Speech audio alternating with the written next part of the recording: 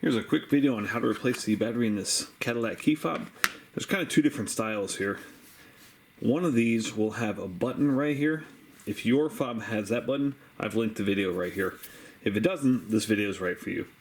So all you're going to need is a small flat blade screwdriver, about this size is fine, and one replacement battery. This takes a 2032, and you can get these off Amazon.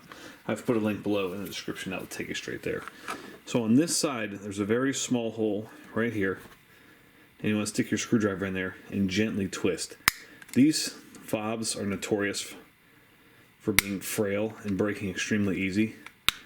So I've also put a link to a replacement case in the description below. We just want to work your screwdriver around until you can separate the two halves.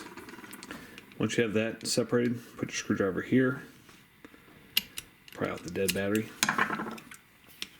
Your replacement battery is going to go in positive side facing upward, and then you just want to clip this back together. Give it a good squeeze, make sure everything lines up, and you're all set. Hope that was helpful. Make sure you hit that thumbs up button.